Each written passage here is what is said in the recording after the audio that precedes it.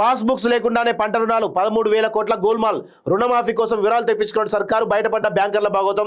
9.68 లక్షల బ్యాంక్ అకౌంట్లకు ఇచ్చినట్లు గుర్తింపు.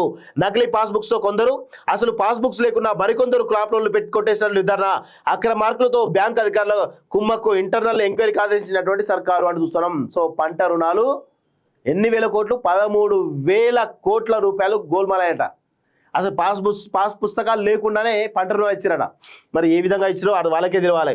ఆ పట్టాదారు పాస్ పుస్తకం పెడితే కానీ పంట రుణాలు ఇవ్వని బ్యాంకులు అసలు ఎలాంటి పాస్ బుక్స్ లేకుండానే 1,000 కోట్ల రుణాలు ఇచ్చాయి. ఏకంగా 9.68 లక్షల బ్యాంక్ అకౌంట్లకు సంబంధించి 13,419 కోట్ల క్రాప్ లోన్లు మంజూరు చేశాయి. రుణమాఫీ కోసం బ్యాంకర్ల నుంచి తెప్పించిన వివరాలతో ఈ భాగోతం బయటపడ్డది. పోయినేడాది రుణమాఫీ అమలు చేసిన ప్రభుత్వం క్రాప్ లోన్ల వివరాలు ఇవ్వాలని అప్పట్లో బ్యాంకర్లు కోరింది. ఇందులో పాస్ పుస్తకాలు కూడా లేకుండా ఇచ్చినట్టు క్రాప్ లోన్లు ఉన్నట్లు ప్రభుత్వం గుర్తించింది.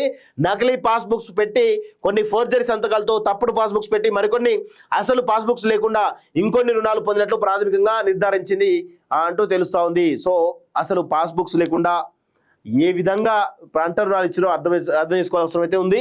అది బ్యాంకర్ల నిర్వాహకంగా చెప్పొచ్చు. మరి బ్యాంకర్లతో లేకపోతే ఇంకెవరితో చేసిన తెలియదు కానీ మొత్తానికైతే నకిలీ పాస్ పుస్తకాలు లేకుండా ఫోర్జరీ సంతకాలతోటి ఈరోజు పెద్ద ఎత్తున 13,000 కోట్ల రూపాయలు గోల్మాల్ చేసినట్టు తెలుస్తోంది. ఇది చాలా అతిపెద్ద స్కామ్. దీనిలో ఇంకా లోతుగా వెళ్తే ఇంకా చాలా విషయాలు కూడా బయటపడే అవకాశం అయితే చాలా స్పష్టంగా కనబడతా ఉంది.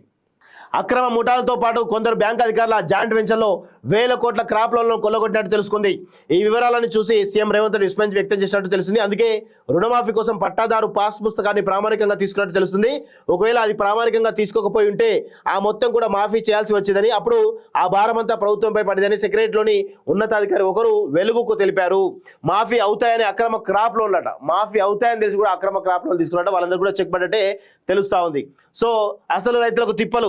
రైతుల పంట రుణం కోసం వస్తే పట్టాదారు పాస్ కోసం 1B పత్రం, ఏ బ్యాంకులో రుణం లేనట్టు సర్టిఫికేట్ తదితర డాక్యుమెంట్లు బ్యాంక్ అధికారులు తెప్పించుకుంటారు. సదరు రైతు ఇచ్చినటువంటి డాక్యుమెంట్లు నిజమైనవా కావా అని ఆన్లైన్లో రెవెన్యూ రికార్డులో నిర్ధారణ చేసుకుంటారు.